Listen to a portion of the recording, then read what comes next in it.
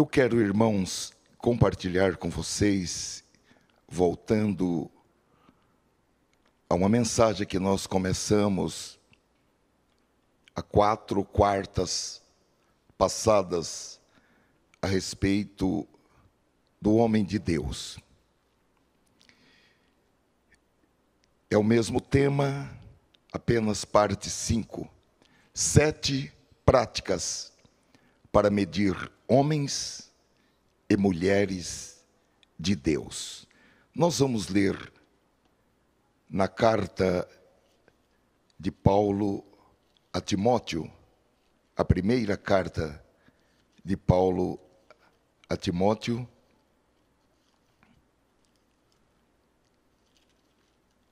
nós vamos ler no capítulo 6, primeira epístola do apóstolo Paulo a Timóteo, capítulo 6.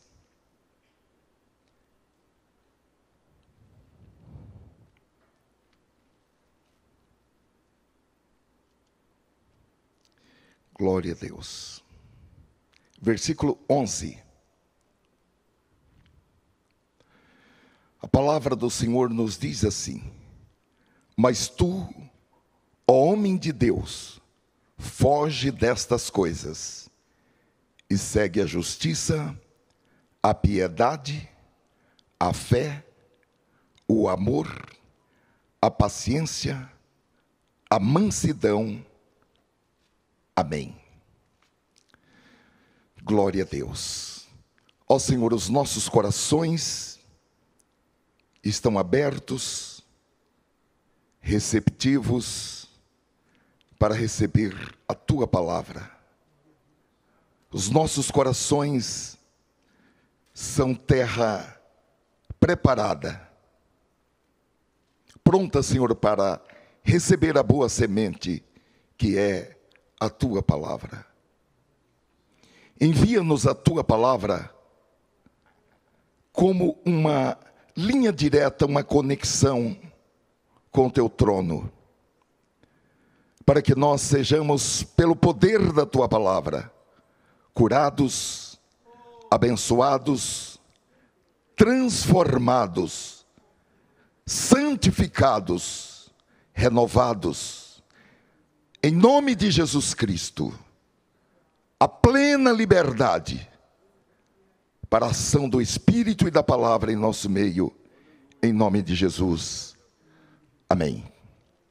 Meus amados e queridos irmãos, como disse, esta é a 5ª mensagem sobre as características de um homem ou de uma mulher de Deus. Eu acredito que o que nós temos estudado durante esses dias, a esse respeito, nos dá a habilidade, a capacidade para fazer uma espécie de retrato falado, uma fotografia, ou medir um homem de Deus ou uma mulher de Deus. Há um princípio muito marcante, irmãos, nas Sagradas Escrituras, e que tem transformado a minha vida, tem norteado o meu sentir, o sentir da minha alma. Em 2 Coríntios, capítulo 5, e versículo 16, que diz: portanto, não avaliamos mais ninguém do ponto de vista humano. Em outros tempos, pensávamos em Cristo apenas do ponto de vista humano, mas agora o conhecemos de modo bem diferente. Isso significa que desde que você recebeu a Cristo como seu Senhor e Salvador, você não deve e não pode mais olhar e avaliar as pessoas pela ótica da carne ou do jeito que elas são em seu modo natural, mas avaliar as pessoas do jeito que elas são, pela posição que elas têm em Cristo e aquilo que elas são no mundo espiritual. E meus amados irmãos, saber quais são os traços, as características visíveis de um homem ou de uma mulher de Deus. Obviamente, nós também podemos saber quais são os traços invisíveis, porque o homem e a mulher espiritual discernem bem todas as coisas. E é muito importante ter esse entendimento, tanto para que nós examinemos-nos a nós mesmos, para verificar como está a nossa qualidade de homem de Deus e de mulher de Deus, mas também para que nós examinemos e avaliemos todos aqueles e aquelas que se aproximam de nós na condição de homem de Deus ou de mulher de Deus. É uma responsabilidade que nós temos examinar aqueles que se aproximam de nós na condição de homem de Deus ou de mulher de Deus. O apóstolo João nos diz em sua primeira epístola universal, 1 de João, capítulo 4, versículo 1. Veja bem que não é 1 a João. Eu estou invocado com isso aí. E eu gostaria que ninguém nunca mais errasse os nomes da Bíblia aqui neste púlpito. Na primeira de João, não é a João. Não foi ele que recebeu, foi ele que escreveu. Na primeira de João, ele nos diz, versículo 4, ele nos manda provar os espíritos. Provar os espíritos. Porque os espíritos podem ser de Deus, os espíritos podem ser os espíritos dos homens, ou os espíritos podem ser de Satanás, e isso é muito sério. E em segundo lugar, ele diz que nós devemos examinar aqueles que se aproximam de nós, porque muitos falsos profetas têm saído pelo mundo. E de onde esses falsos profetas saíram? Voltando apenas uma página na nossa Bíblia, no capítulo 2, versículo 19, ele diz que saíram de nós, mas não eram de nós, porque se fossem de nós, ficariam conosco. Mas isto é para que se manifestasse que não são todos de nós, e vós tendes a unção do Santo e sabeis tudo. Aquele que tem a unção do Santo, ele sabe todas as coisas, e ele não pode negligenciar esse saber, e nem pode minimizar esse saber, porque a unção que nós temos recebido nos habilita a ter um conhecimento espiritual amplo e perfeito. Em resumo, sabeis, e vós tendes a unção do Santo e sabeis tudo. No livro de Jó, irmãos, capítulo 4, há um relato de um caso muito emblemático, em que um espírito misterioso apareceu de noite a Elifaz, aquele amigo de Jó, numa visão um tanto estranha também. E aquele espírito trouxe uma falsa doutrina. E Elifaz recebeu essa falsa doutrina como uma revelação divina, corroborando o seu ponto de vista, a sua teoria de que o sofrimento de Jó era o resultado do seu pecado. Veja como essa falsa doutrina foi enunciada por aquele espírito, nas próprias palavras de Elifaz, capítulo 4, versículo 12. Uma palavra me foi trazida em segredo, e os meus ouvidos perceberam um sussurro dela.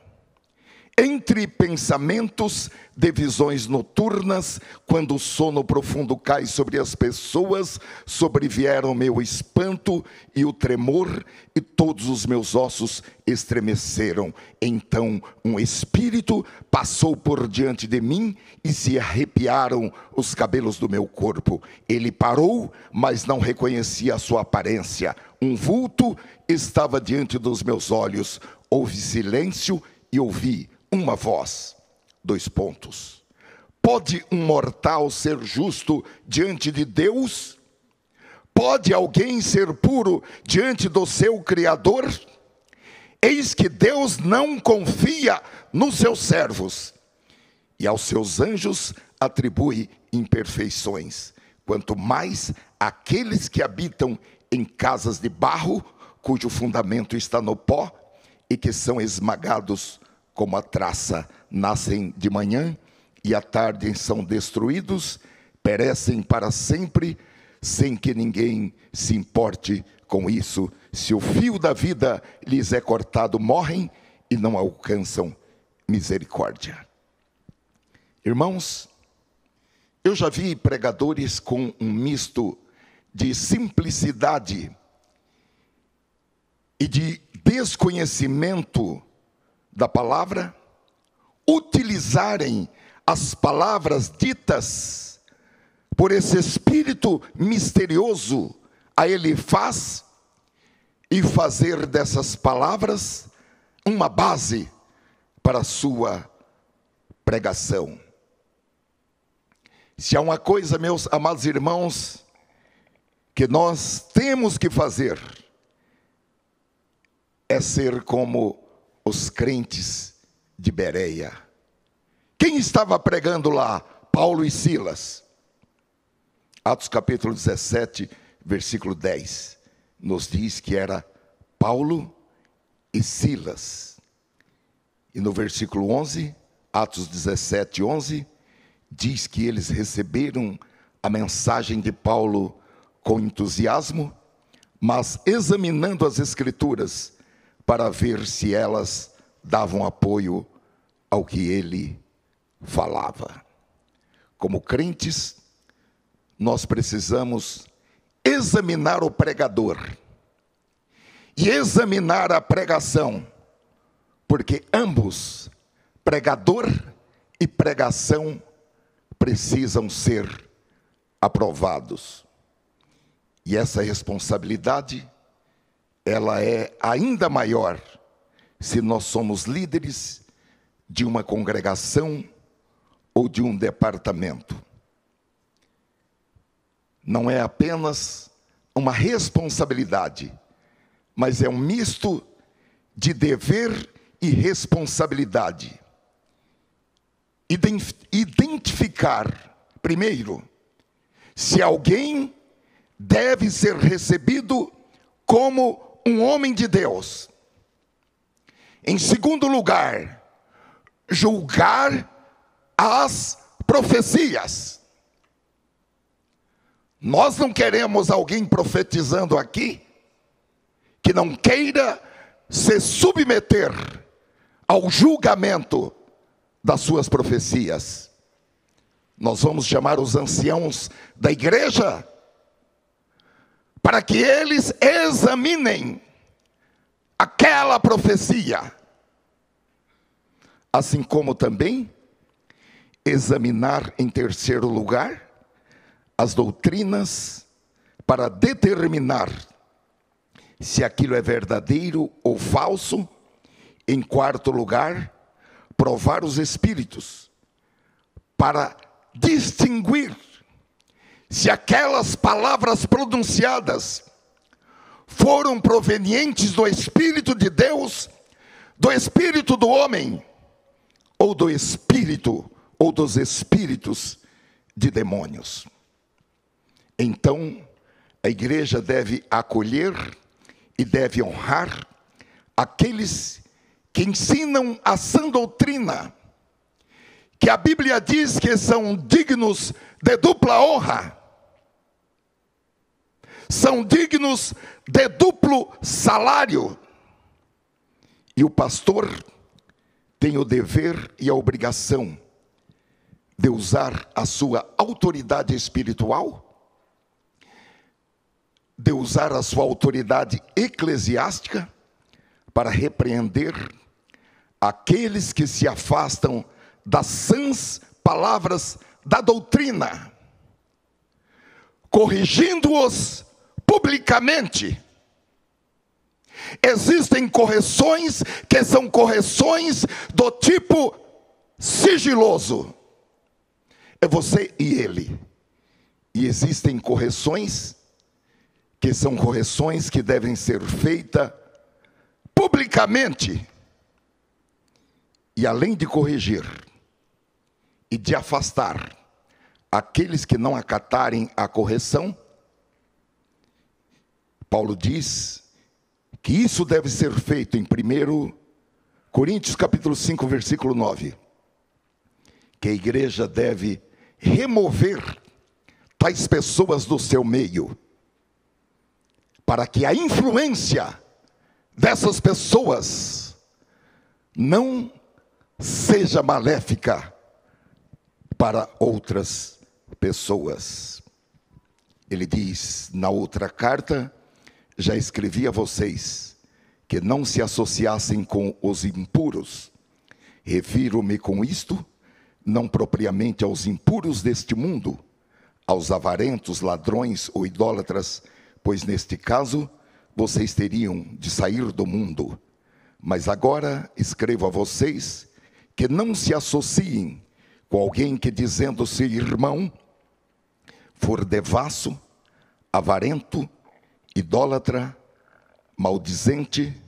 Por favor, guarde esta palavra maldizente, porque nós vamos precisar dela muito mais rápido do que nós pensamos. Bêbado ou ladrão, nem mesmo comam com alguém assim. O texto, irmãos, que nós lemos na primeira carta de Paulo ao Timóteo, capítulo 6, versículo 11, apresenta então algumas ferramentas para medir, para pesar e para definir se uma pessoa é um homem de Deus ou uma mulher de Deus ou não. Mas tu, porém, ó homem de Deus, e começa a apresentar essas ferramentas. Primeiro, foge dessas coisas. Segundo, segue a justiça, a piedade, a fé, o amor, a paciência, a mansidão. Temos aqui 7 pensamentos que caracterizam um homem de Deus, e que nós devemos procurá-los, identificá-los e encontrá-los dentro de nós mesmos, e também identificá-los em outros irmãos, para que não sejamos enganados. Como disse aos irmãos, esses 7 aspectos ou características de um homem de Deus funcionam como um termômetro com o qual nós vamos medir a temperatura dos chamados homens de Deus, tanto daqueles que realmente são homens de Deus, como também daqueles que pensam que são, mas não são, e também daqueles que sabem que não são, mas que se auto-intitulam homens de Deus e mulheres de Deus. A Bíblia diz que Deus dá apóstolos, pastores, profetas, evangelistas, mestres, com o objetivo do aperfeiçoamento dos santos. Os santos e santas de Deus são pessoas inteligentes e sabem tudo, porque o seu conhecimento não vem da letra, da ciência, da psicologia. O seu conhecimento vem da palavra e do Espírito Santo, porque em parte conhecemos e em parte profetizamos. O homem espiritual e a mulher espiritual, eles não são enganados, porque eles não veem apenas aquilo que está visível, mas eles veem também aquilo que está visível, e veem também o invisível. Eu quero apenas recordar com os irmãos o primeiro aspecto de um homem de Deus. Um homem de Deus é conhecido por aquilo que ele foge. Primeiro, fugir das falsas doutrinas. 2, fugir dos falsos mestres. 3, fugir do amor ao dinheiro. E 4, fugir dos desejos da mocidade. Em segundo lugar, o número 2, um homem de Deus é conhecido por aquilo que ele segue. E Paulo orientou Timóteo, o aconselhou para seguir 6 coisas fundamentais que devem ser encontradas no caráter de um homem de Deus ou de uma mulher de Deus.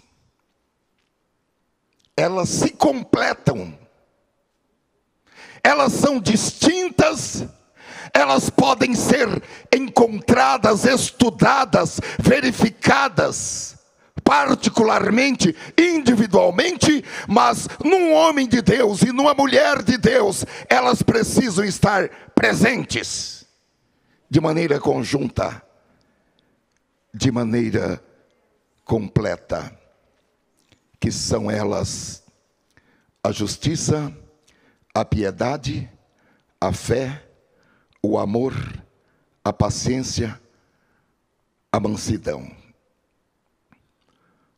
Faltou uma delas, ainda há necessidade de se trabalhar para poder receber esse título de homem de Deus e de mulher de Deus.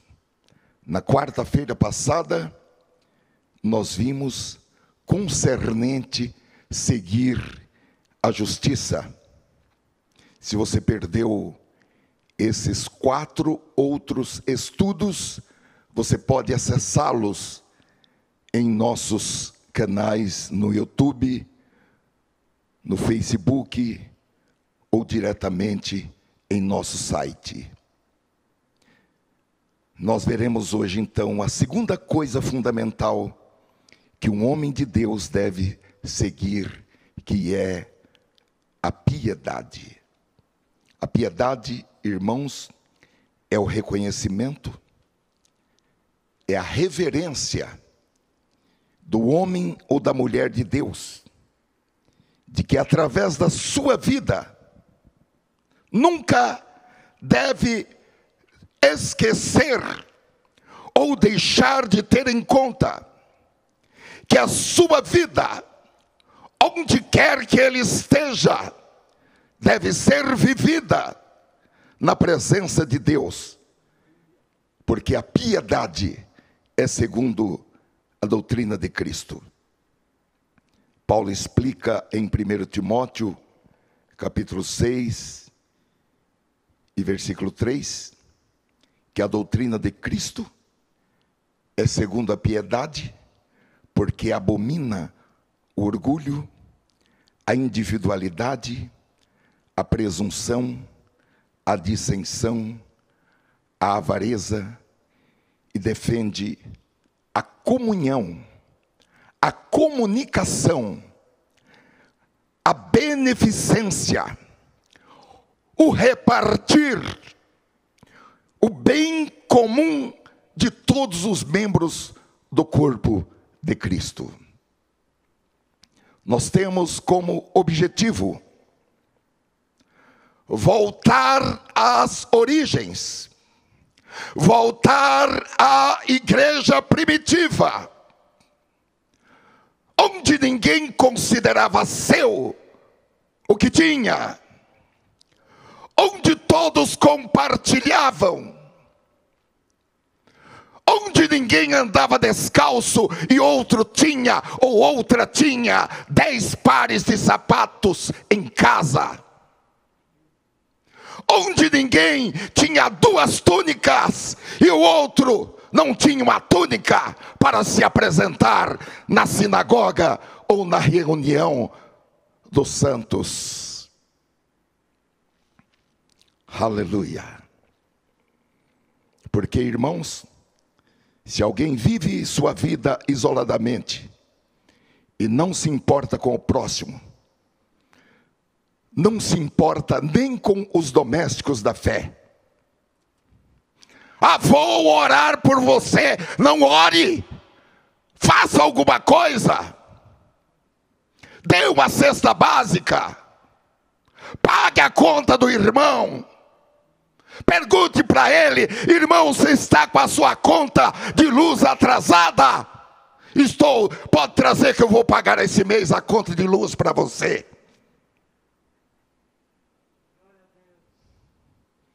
Nós precisamos acabar com a hipocrisia e partir para cima de um cristianismo autêntico.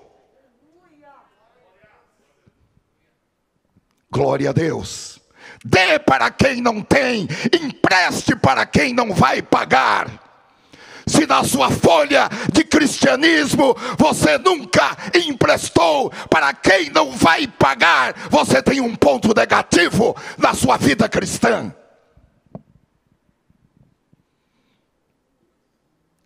Aleluia. Se alguém vive para si mesmo, está equivocado. Vai ser surpreendido no dia de Cristo. Vai ser salvo, vai ser salvo. Vai ser salvo. Mas é que lá não tem, ninguém vai passar vergonha.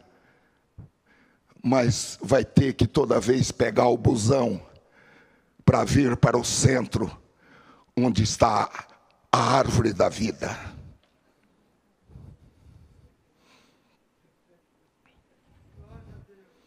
Então, se alguém vive a sua vida isoladamente,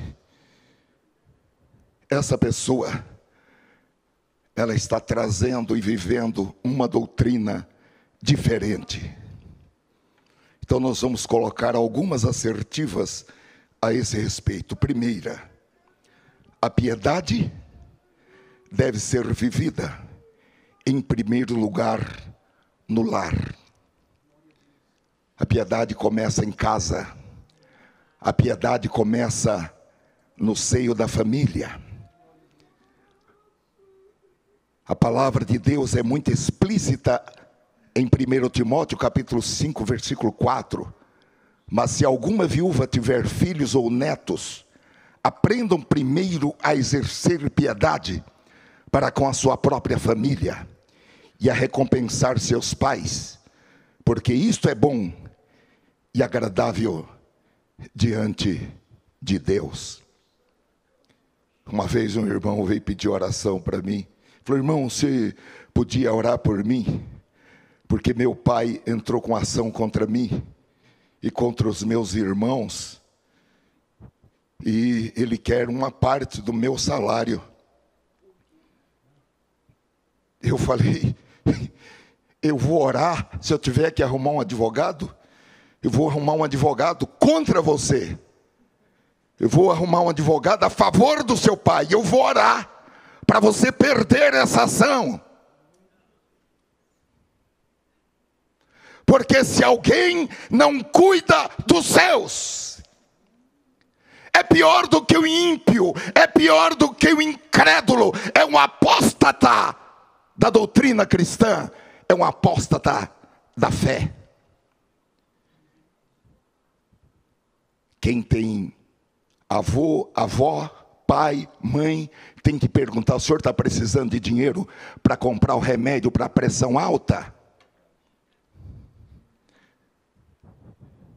Está precisando de 1 quilo de carne aí na sua casa?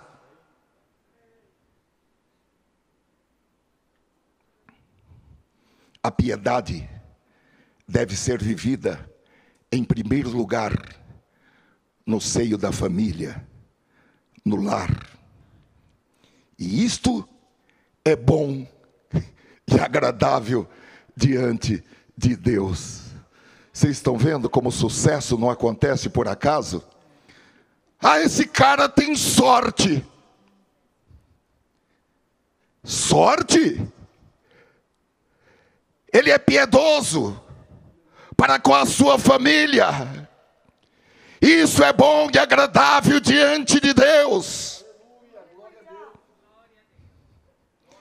Ele saiu daquele pacote: buscar o Senhor e a sua justiça, e todas essas coisas vos serão acrescentadas. O que comer, o que beber, o que calçar. Ele foi para um degrau acima. Ele foi para aquele degrau: agrada-te do Senhor e Ele concederá o que deseja o seu coração. Porque às vezes o coração deseja algo mais do que comer, do que beber, do que calçar, do que vestir. E aqui o apóstolo está dizendo que ser piedoso no meio da família, isto é bom, isto é agradável diante de Deus. Agrada-te do Senhor e Ele realizará os desejos do seu coração. Aleluia. Eu estou dizendo para vocês como ganhar dinheiro sem fazer força. É segredo isso aqui. Mas de graça recebemos, de graça damos.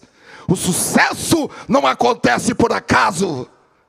Agrada-te do Senhor e Ele concederá o que deseja o seu coração. Faça a prova de Deus.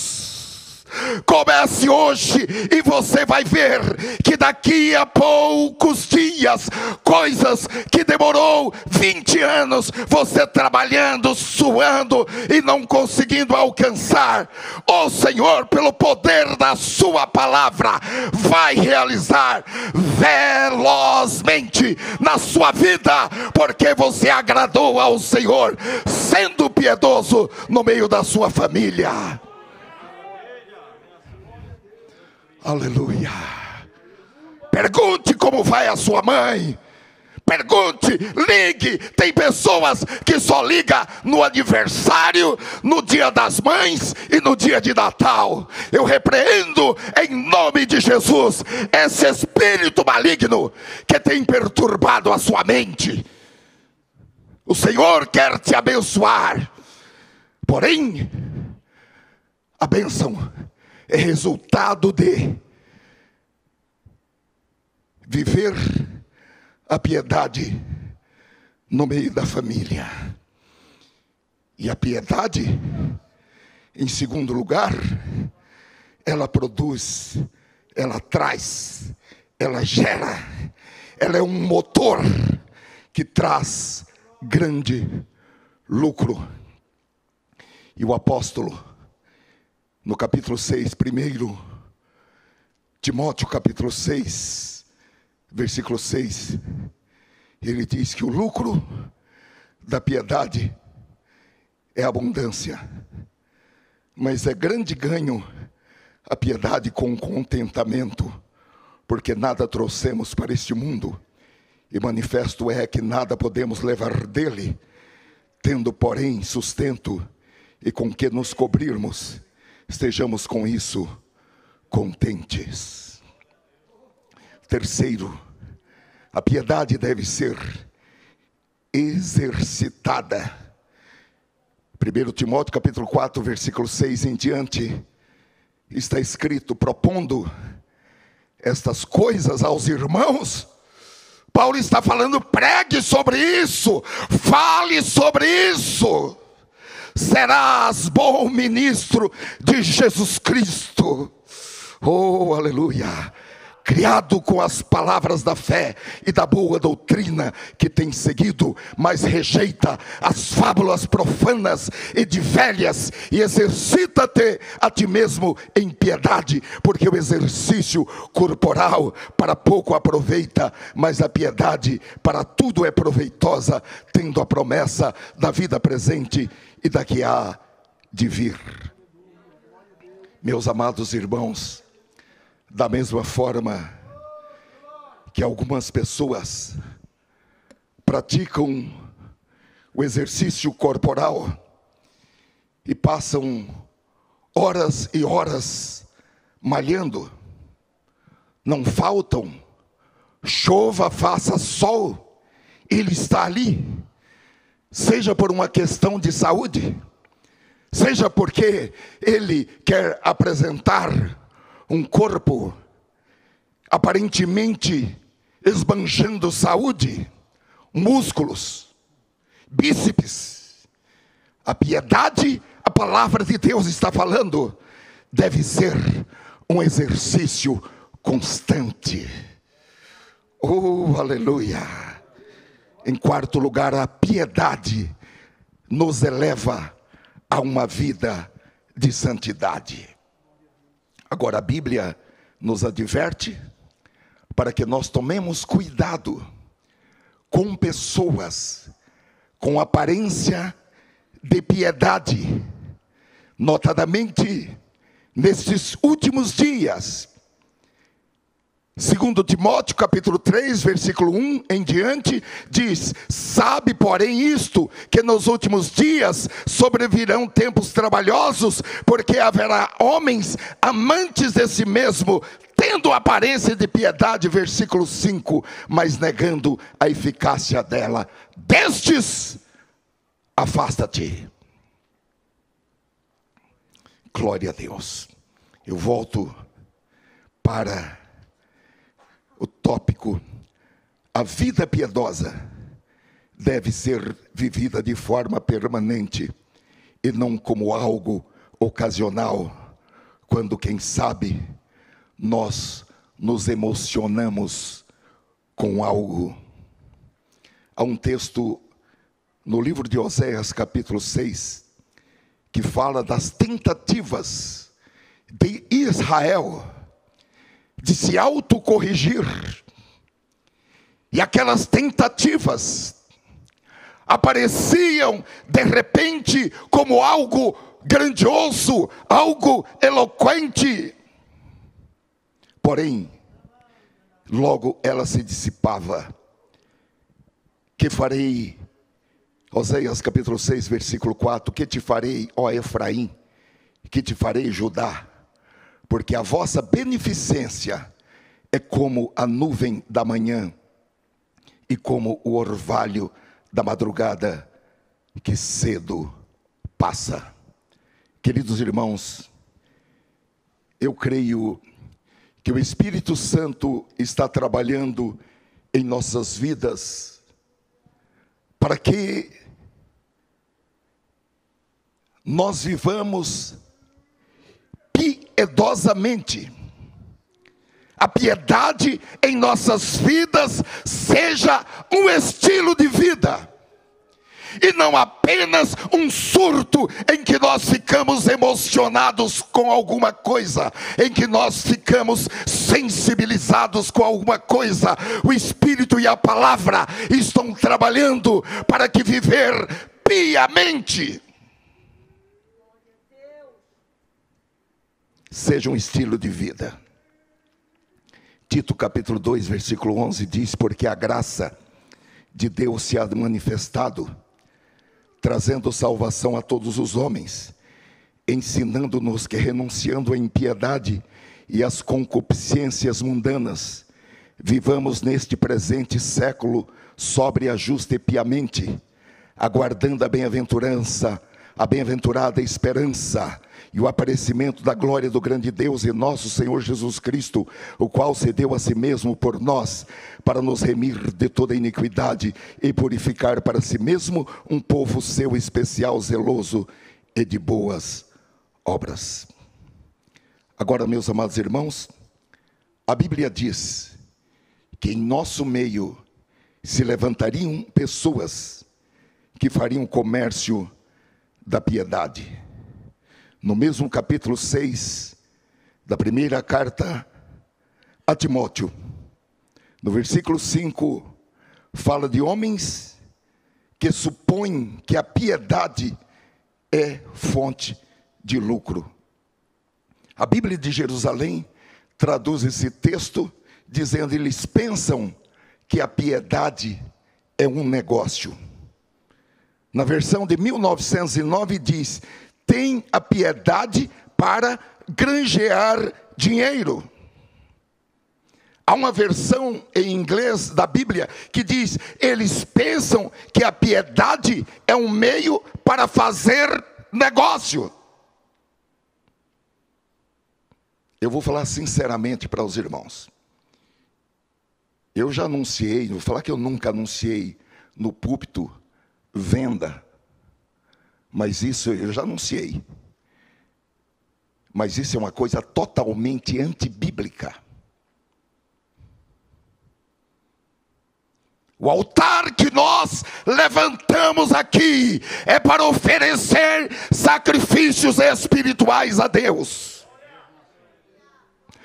Não é um altar para negócios. Não é um altar para venda. Quer vender?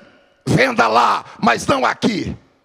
Aqui é um altar espiritual. Aqui não é para anunciar vendas, trocas, negócios. Aqui é santidade ao Senhor.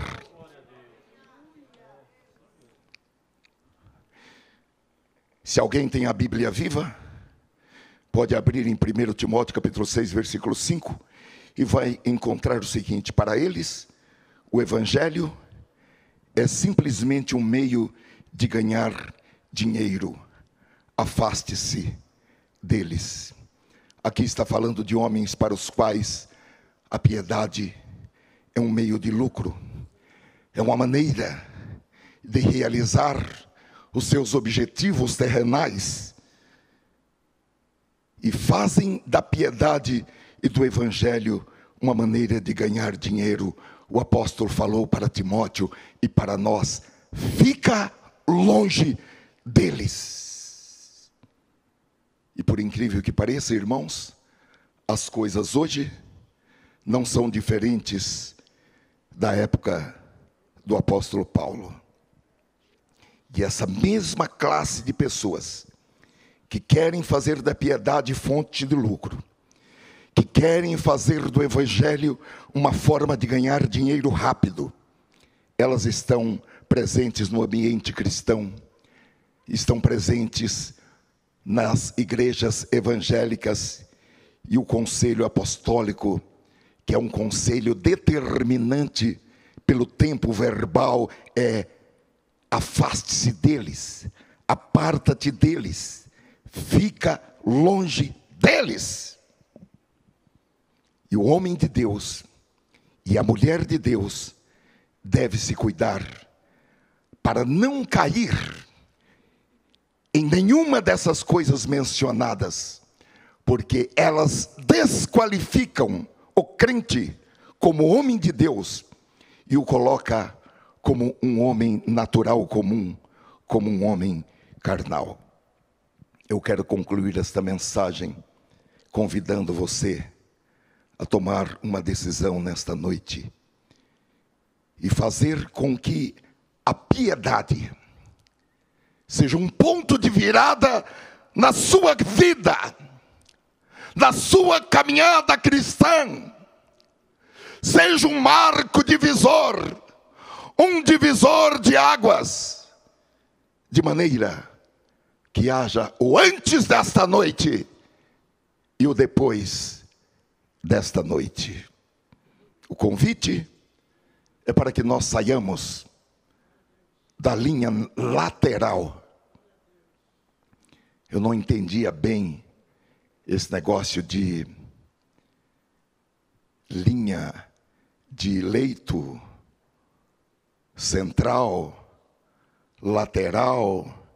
E hoje eu vim com um rapaz que trabalha comigo, e ele estava falando, estava ouvindo o Waze, ou melhor, ontem, hoje não, ontem, quando eu fui numa congregação, e eu pensei que nós teríamos que estar na pista central.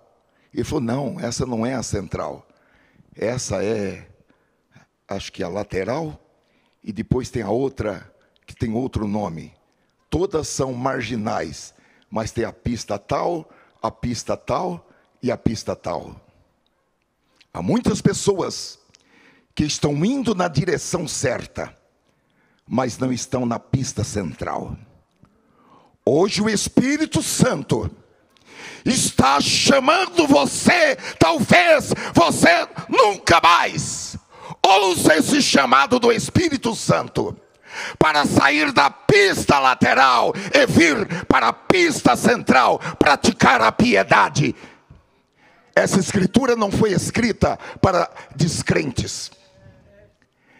Essa escritura foi escrita para o homem que sabia as sagradas letras desde a sua infância. E houve essa necessidade. E para nós, os salvos, hoje, há esse convite, para que nós saiamos da linha lateral, onde trafegam toda espécie de crentes, e possamos vir para a pista central, vivendo uma vida piedosa, segundo as Escrituras, não segundo os dicionários, mas segundo as Escrituras. E todos podem fazer isso, todos podem, nesta noite, levantar esta bandeira. Ó Senhor, eu tenho trazido esta palavra, segundo a revelação do Espírito Santo. A pressão é muito grande, Senhor, para que nós entremos nessas pistas acessórias, nessas pistas ao lado, nesses atalhos. Mais uma vez mais, nós estamos ouvindo o Espírito dizendo: este é o caminho, andai nele, sem vos desviardes nem para a direita e nem para a esquerda. É o que nós queremos, Senhor.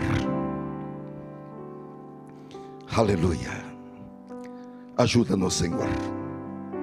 Nós queremos terminar essa corrida realizando o que deve ser realizado, dizendo não para o mundo, não para o diabo, não para a carne. Mas nós precisamos da ajuda do Espírito Santo, porque existem fragilidades que são naturais. E sem a ajuda do Espírito Santo e da palavra e da igreja, nós não vamos poder vencer. Mas o Senhor nos tem plantado aqui, para que nós sejamos alimentados, sejamos nutridos, sejamos treinados, para que possamos vencer. Em nome de Jesus Cristo. Obrigado por nos amar assim. Obrigado por nos abraçar assim. Há irmãos que estão aqui e também irmãos que estão à distância pela internet, que precisam deste novo alinhamento. E nós voluntariamente nos abrimos para que o Espírito Santo possa nos sondar completamente e trazer ao nosso conhecimento, à nossa mente, qualquer desvio, qualquer coisa que esteja impedindo de que nós andemos de modo que agrade ao Senhor, 100% agradando ao Senhor. Eis-nos aqui, Senhor. Realiza a poda, ainda que a poda seja dolorida. Realiza, Senhor, a poda. Nós estamos disponíveis para a cirurgia, em nome de Jesus Cristo. Amém. Glória a Deus. Glória a Deus. Gostaria de perguntar se há entre nós alguém que nesta noite quer aceitar a Cristo como Salvador. Onde você estiver, levante a sua mão dizendo: eu quero. Se você está afastado da casa de Deus, esta é a oportunidade para você começar um novo tempo em sua vida. O diabo não terá poder sobre você. O diabo não vai obrigar você a beber álcool. O diabo não vai mais obrigar você a usar drogas. Jesus te liberta, Jesus te protege. Aleluia. Pela internet nós temos um jovem, é o João Lucas dos Santos, de 18 anos, de Londrina, Paraná. Se você está conosco pela internet, fale com um dos nossos obreiros online, ou mande-nos um WhatsApp. Nós vamos te ajudar. Esta igreja vai te ajudar. E acima de tudo, os céus vão te ajudar. O Espírito Santo, só Jesus pode te ajudar. E Ele está dizendo: eu te ajudo. Aleluia. Nós somos uma agência do céu aqui na terra. Nós vamos anotar o seu nome, enviar o seu nome para o céu, e haverá um novo momento na sua vida. Senhor, abençoa este jovem, o Lucas, que foi sensível à tua palavra e abriu o seu coração. Como igreja aqui reunida, nós pronunciamos o perdão dos pecados, a reconciliação, um novo tempo, a cura, a saúde, a bênção, a prosperidade, a vida.